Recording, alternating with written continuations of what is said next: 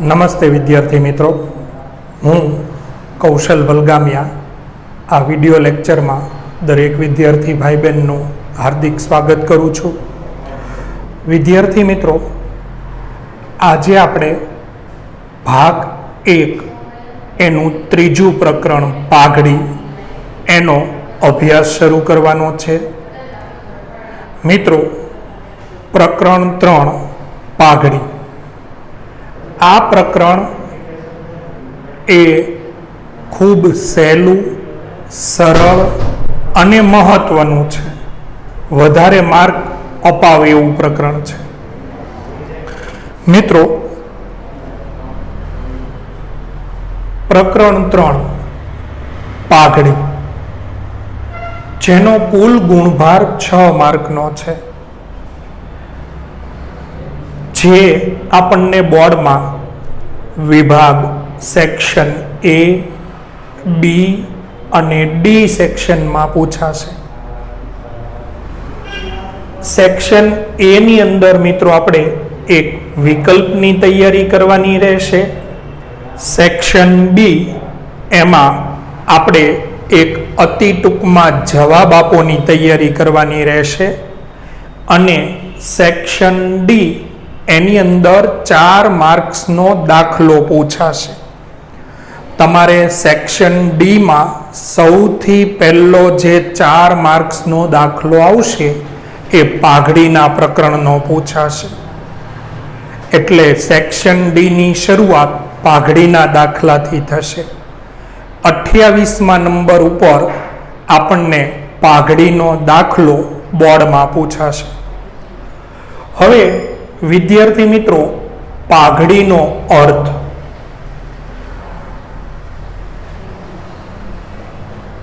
પાઘડી શબ્દ છે ને પ્રતિષ્ઠા સાથે જોડાયેલો છે. ખાસ કરીને આપણે જે સમાજમાં જીવીએ છીએ, જે સંસ્કૃતિનું આપણે પાલન કરીએ છીએ, એમાં પાઘડી, જેને આપણે અત્યારે કદાચ સાફો એવું નામ આપી દીધું છે, એ પ્રતિષ્ઠાનું સૂચન છે. એટલે વિદ્યાર્થી મિત્રો, બજારમાં ધંધાનું પ્રતિષ્ઠા મૂલ્ય દર્શાવતી અદ્રશ્ય મિલકત એટલે પાઘડી.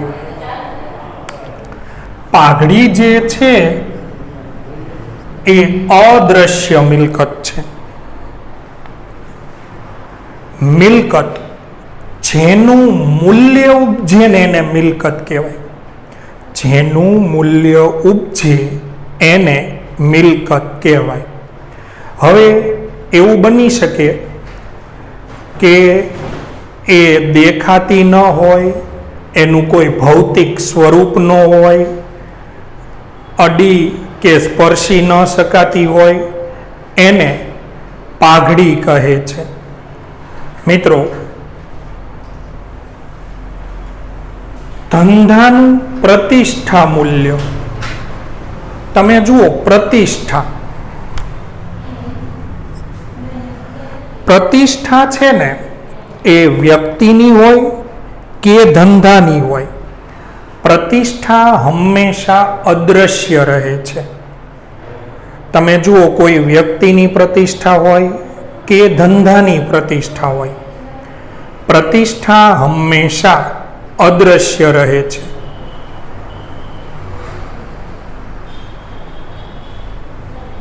તો સ્વાભાવિક છે કે પ્રતિષ્ઠાનું મૂલ્ય દર્શાવતી મિલકત પાઘડી એ અદ્રશ્ય મિલકત છે. વિદ્યાર્થી મિત્રો, તમે જુઓ, વ્યક્તિ કોઈ પ્રતિષ્ઠિત હોય ને તોય એ મારીને તમારી જેમ સામાન્ય માણસ જ દેખાય. માનો કે કોઈ ખૂબ સારો ગાયક છે, કોઈ ખૂબ સારો લેખક છે, તો એ મારીને તમારી જેમ નોર્મલ વ્યક્તિ જ દેખાશે. એના દેખાવમાં એની પ્રતિષ્ઠાને લીધે કે હાલો ભાઈ, કોઈને દાખલા તરીકે હું ઘણીવાર હસતા હસતા કહું કે ભાઈ પ્રતિષ્ઠા હોય કે એને આમ બે અલગથી શિંગડા ન નીકળ્યા હોય. પ્રતિષ્ઠિત વ્યક્તિ એ આપણી જેમ જ દેખાતી હોય. ધંધાનું એવું છે એમાં કાંઈ દુકાનની જગ્યા, દુકાનની સાઇઝ, એમાં લગાડેલી લાઇટો, એમાં કરેલું ડેકોરેશન, એમાં વાપરેલું ફર્નિચર, એનાથી એના કિંમતમાં બહુ ફેર નથી પડતો.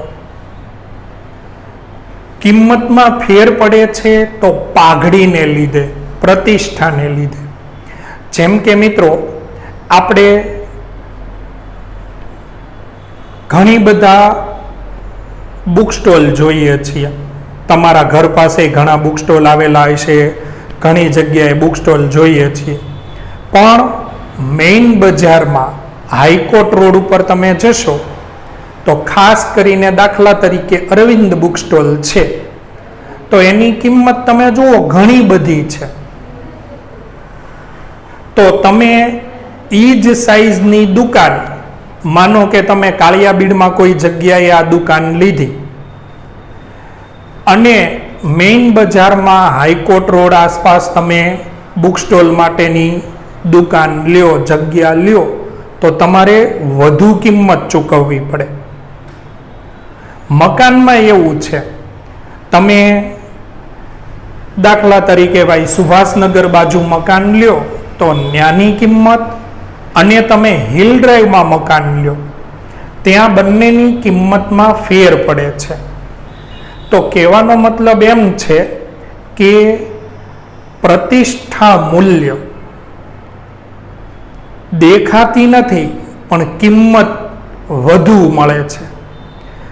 દાખલા તરીકે મેં તમને ઉદાહરણ આપ્યું એમ, તમે અહીંયા કોઈ પણ જગ્યાએ દાખલા તરીકે ભાઈ કાળિયાબીડમાં એક બુક સ્ટોલ છે, એની જે કિંમત છે એની કરતાં મેઇન બજારમાં આવેલ અરવિંદ બુક સ્ટોલ દાખલા તરીકે એની કિંમત જેટલી તમારે વધુ દેવી પડે ને એ પાઘડી. મતલબ બજારમાં ધંધાનું પ્રતિષ્ઠા મૂલ્ય દર્શાવતી અદ્રશ્ય મિલકત એટલે પાઘડી. હવે જુઓ, પાઘડી અદ્રશ્ય મિલકત છે, પણ તો અદ્રશ્ય છે તો એનું આધારણ કઈ રીતે કરવું, એના મૂલ્યનો આધાર કેમ નક્કી કરવો? તો પાઘડીના મૂલ્યનો આધાર નફો કમાવવાની ક્ષમતા પર છે. જે વધુ કમાય એ વધુ પ્રતિષ્ઠા ધરાવે. મિત્રો, ખાસ યાદ રાખજો, વ્યક્તિમાં અને ધંધામાં આ બાબતમાં ફેરફાર છે. જે ધંધો વધુ કમાય એ વધુ પ્રતિષ્ઠા ધરાવે છે. વ્યક્તિમાં એવું નથી. વ્યક્તિમાં સારા કાર્યોથી, વિશિષ્ટ આવડતથી કે નાણાંના સદુપયોગથી પ્રતિષ્ઠા મળે. તમે ધનાઢ્ય થઈ જવાથી પ્રતિષ્ઠા નથી મળતી, પણ તમે એ નાણાંનો સદુપયોગ કરો. તમે સમાજમાં ઘણી બધી એવી વ્યક્તિઓ જોઈએ છે કે જે આર્થિક રીતે ખૂબ સાધન સંપન્ન હોય, પૈસાવાળા હોય, પણ એને કાંઈ આપણે પ્રતિષ્ઠા નથી આપતા. પણ એ વ્યક્તિ એ પૈસાથી કોઈ જગ્યાએ દાન આપે કે કોઈ સારું કાર્ય કરે તો એને પ્રતિષ્ઠા પ્રાપ્ત થાય છે. એટલે વ્યક્તિમાં પૈસાથી પ્રતિષ્ઠા નથી, જ્યારે ધંધામાં પ્રતિષ્ઠાનો આધાર, પાઘડીના મૂલ્યનો આધાર નફો કમાવાની ક્ષમતા પર છે. એક હરખો કામ કરતો, દાખલા તરીકે તૈયાર કપડાનું વેચાણ કરતા ઘણા બધા ધંધાઓ છે, પણ એમાં અમુક ધંધાઓ બાકીના ધંધા કરતા વધુ કમાતા હોય તો એ પાઘડી ધરાવે છે, પ્રતિષ્ઠા ધરાવે છે. હવે મિત્રો, આપણે અભ્યાસ કર્યો કે પાઘડી અદ્રશ્ય મિલકત છે. એની આરોર તમે યાદ રાખજો, પાઘડી કાયમી મિલકત છે અને વાસ્તવિક મિલકત છે. અદ્રશ્ય તો બોર્ડમાં પૂછાયેલું છે, પાઘડી ખાલી જગ્યા મિલકત છે, અને એમાં ઓપ્શનમાં કાયમી ચાલુ, અવાસ્તવિક વગેરે ઓપ્શન હતા. તો પાઘડી, આ તો તમને યાદ રહી જ ગયું છે, ખ્યાલ એ છે કે ભાઈ પાઘડી અદ્રશ્ય, તમે 11 માંથી ભણતા હો છો, પાઘડી અદ્રશ્ય મિલકત છે. પણ એની હારે તમે આ મુદ્દાઓ યાદ રાખજો કે પાઘડી કાયમી મિલકત છે, વાસ્તવિક મિલકત છે.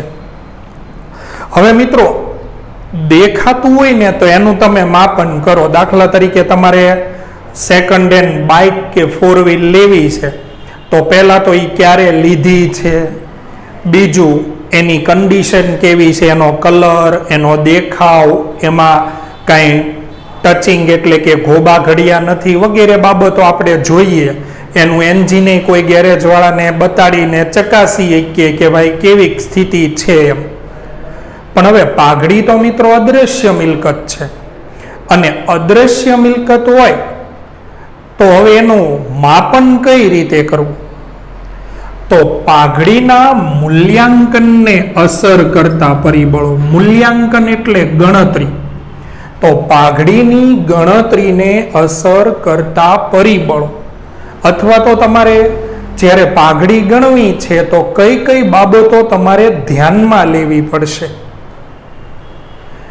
એને આધારે તમારે પાઘડીનું મૂલ્યાંકન કરવાનું હોય છે.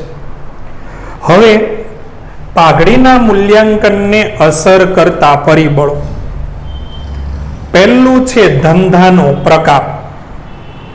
મિત્રો, અહીંયા ધંધાના પ્રકાર તમે વાણિજ્ય વ્યવસ્થામાં ઘણા બધા ભણી ગયા, પણ આપણે ધંધાનો પ્રકાર જોખમ આધારે ભણવાનો છે.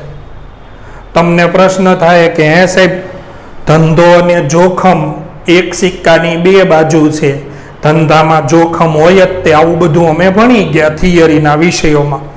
તો વાત સાચી છે કે ધંધામાં જોખમ રહેલું છે, પણ મિત્રો જોખમ વધુ ઓછું હોઈ શકે. અમુક ધંધામાં રિસ્ક ફેક્ટર વધુ હોય, જ્યારે અમુક ધંધામાં રિસ્ક ફેક્ટર એટલે કે જોખમ ઓછું હોય. એમાં તમારે ભાવ વધે ને એની ચિંતા ન હોય. ભાવ વધશે તો ગ્રાહકોની સંખ્યા ઘટી જશે ને એવી ચિંતા ન હોય. તમને એમ થાય કે એવો કયો ધંધો, તો હું તમને ઉદાહરણ આપું. દાખલા તરીકે પેટ્રોલ પંપ.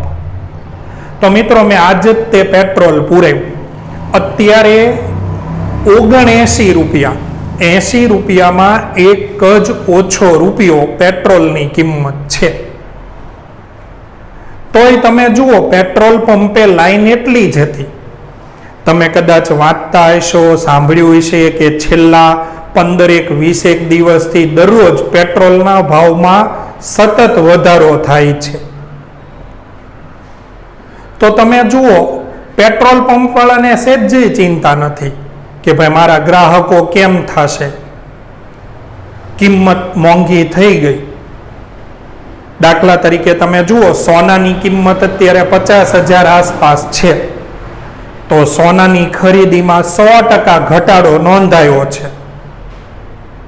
પણ પેટ્રોલની કિંમત અત્યારે કદાચ 79 રૂપિયા છે, ભવિષ્ય 90 કે 100 રૂપિયા થઈ જશે ને, તો પણ મિત્રો પેટ્રોલની કિંમતમાં થયેલા વધારાને લીધે ગ્રાહકોમાં ઘટાડો નહીં થાય.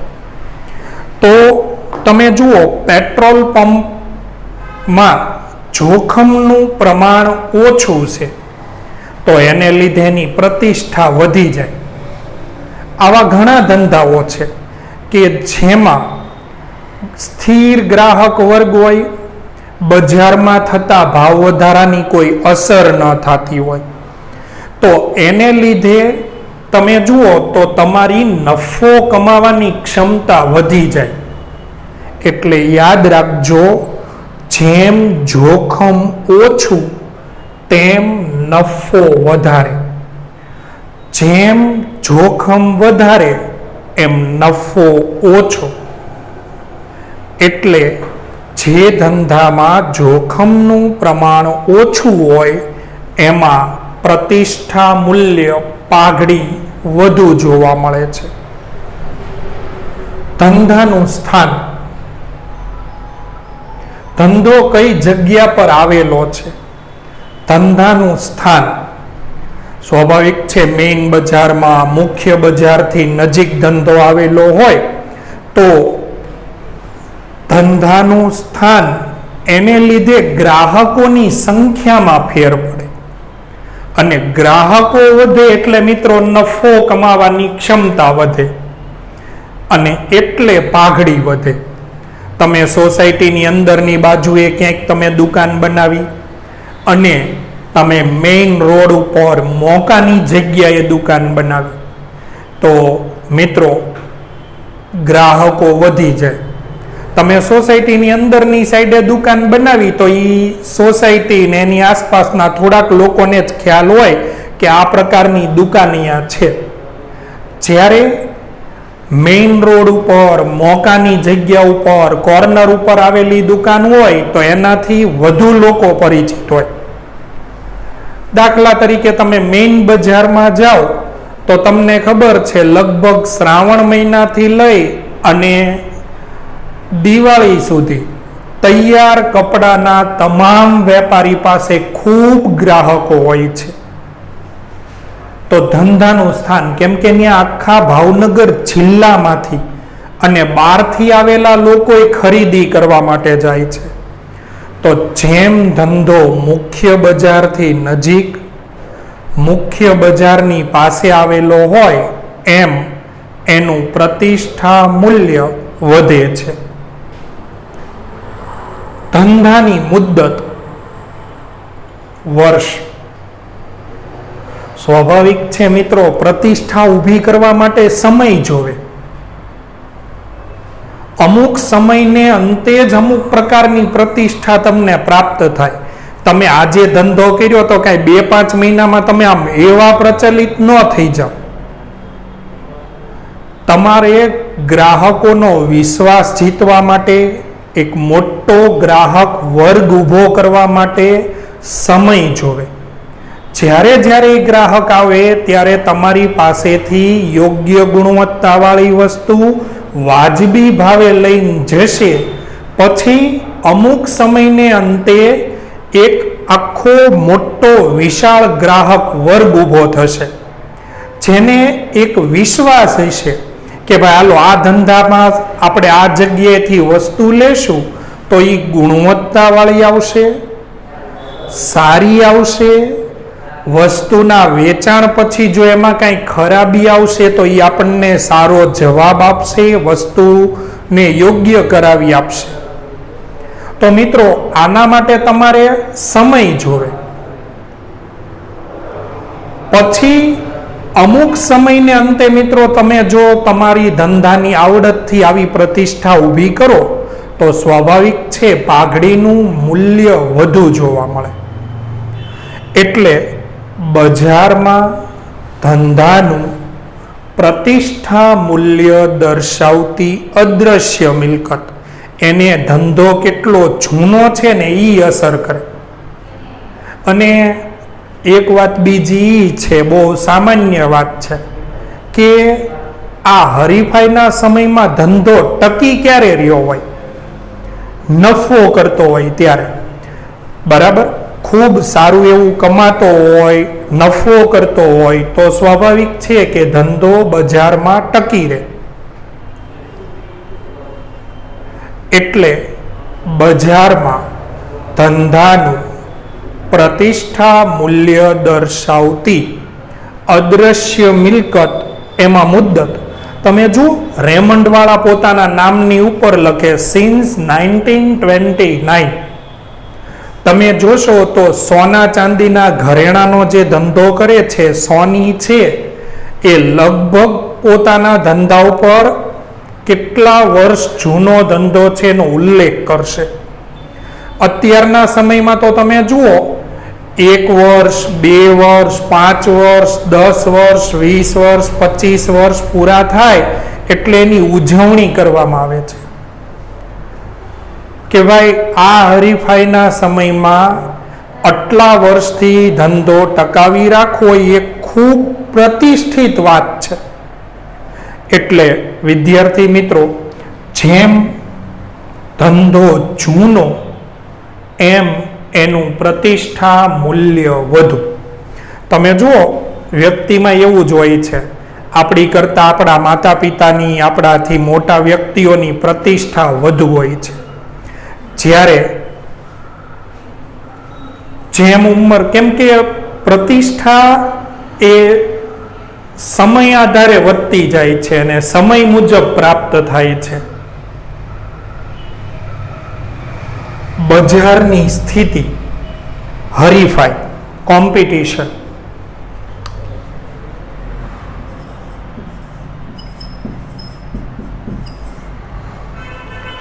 મિત્રો,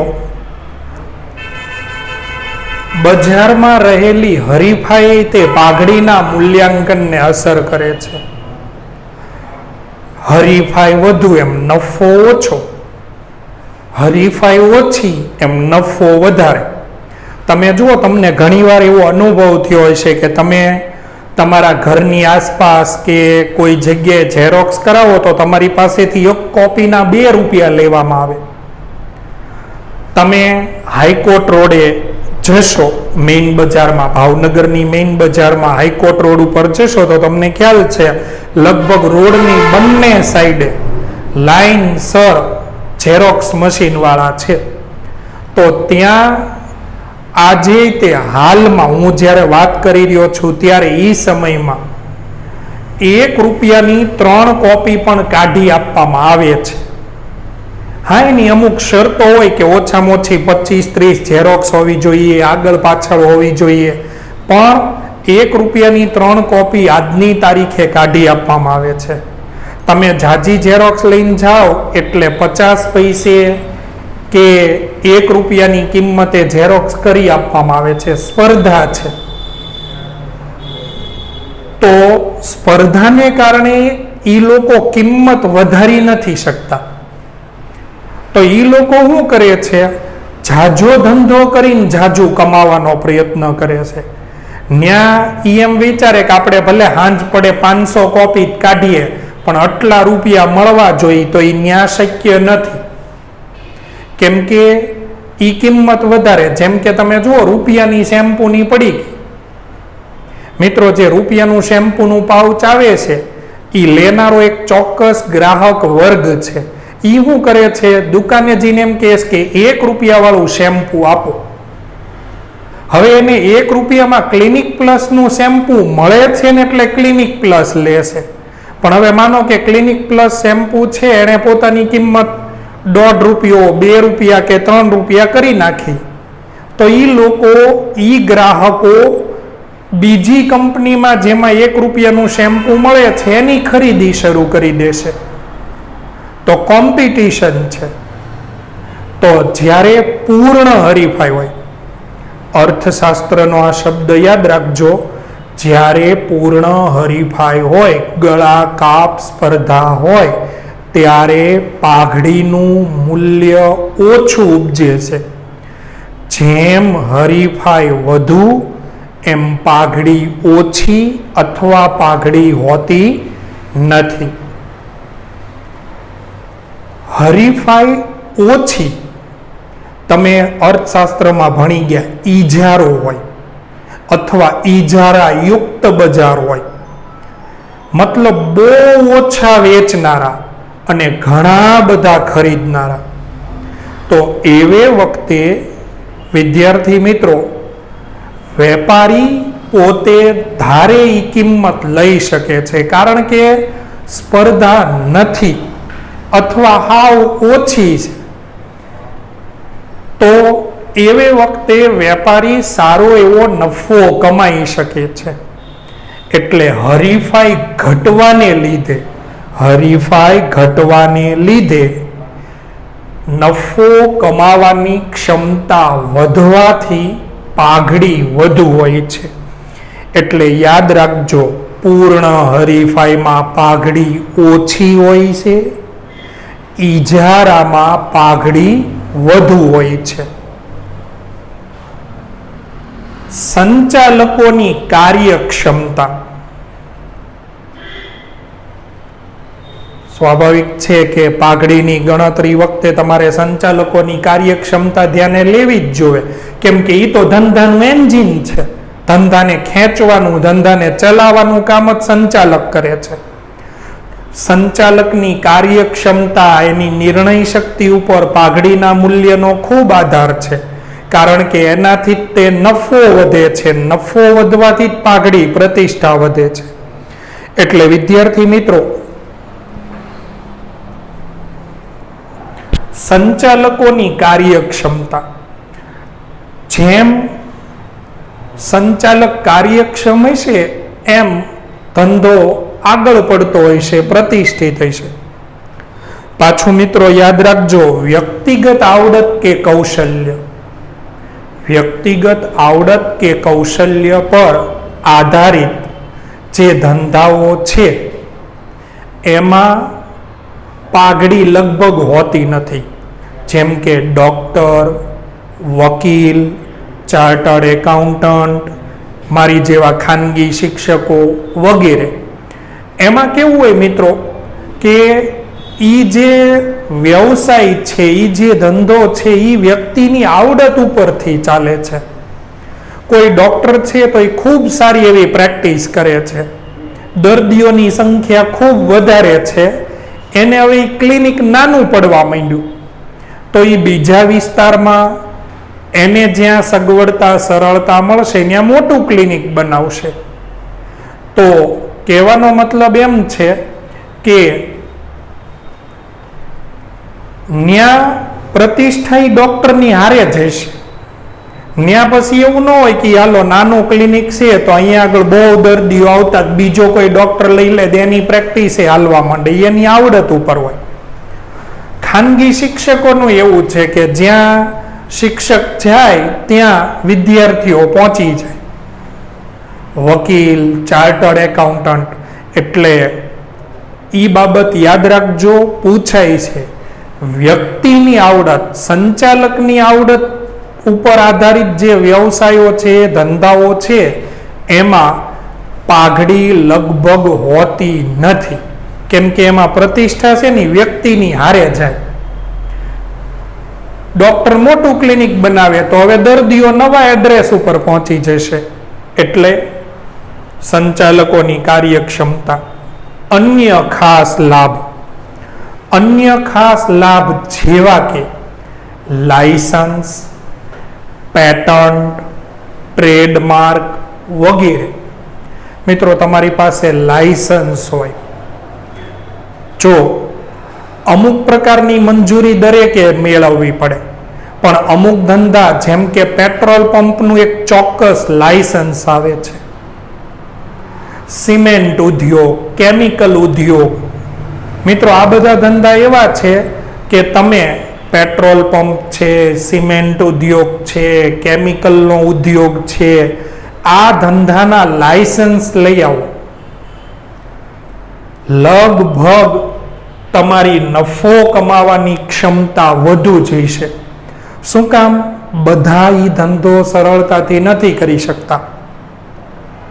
તમને લાઈનસર કરિયાણાની દુકાન મળશે, પાન માવાની દુકાન મળશે, મીઠાઈની દુકાન મળશે, કપડાની દુકાન મળશે, પણ લાઈનસર પેટ્રોલ પંપ નહીં મળે. એનો પરવાના ઝડપથી મળતો નથી. સિમેન્ટ ઉદ્યોગ, કેમિકલ ઉદ્યોગ, હવે એના માટે તો એવી ચોક્કસ જગ્યા જોવે. કેમિકલ ઉદ્યોગ, સિમેન્ટ ઉદ્યોગ રહેણાંકી વિસ્તારથી ખૂબ દૂર કરવામાં આવે, બનાવવામાં આવે. પ્લસ એના માટેની અમુક કુદરતી જરૂરિયાતો હોય, જેમ કે સિમેન્ટ બનાવવા માટે શુદ્ધ મીઠું પાણી, પીવાલાયક પાણીની ખૂબ જરૂરિયાત, કેમ કે ખારા પાણીમાં સિમેન્ટ બનાવો તો મકાન 2 દી હેઠું આવે. તો સિમેન્ટ બનાવવા માટે શુદ્ધ પાણીનો કુદરતી જથ્થો મોટા પ્રમાણમાં હોય ત્યાં જ સિમેન્ટ ઉદ્યોગ નાખી શકાય. અને સિમેન્ટ ઉદ્યોગ નાખો એટલે આજુબાજુની વિસ્તારની જે જમીન હોય ને ફળદ્રુપતા ગુમાવી દે. એટલે તમે માંગો અને 2-4 દોડા કરો એમ તમને સિમેન્ટ એટલે તમે માંગો અને સિમેન્ટ ઉદ્યોગના પરવાના એમ ઝડપથી નથી મળતા. તો મિત્રો, જે ધંધામાં ચોક્કસ પ્રકારના લાયસન્સ, પેટર્ન, ટ્રેડમાર્ક, કોપીરાઇટ હોય એ ધંધામાં નફો કમાવાની ક્ષમતા વધે છે, જેથી પાઘડીનું મૂલ્ય વધે છે. મિત્રો, મોટાભાગની જે થિયરી છે એ આપણે પૂરી કરી. હવે પછીના પ્રકરણમાં પાઘડીના મૂલ્યાંકનની લેક્ચરમાં આપણે પાઘડીના મૂલ્યાંકનની પદ્ધતિઓનો અભ્યાસ કરી અને દાખલાઓની શરૂઆત કરશું. Thank you.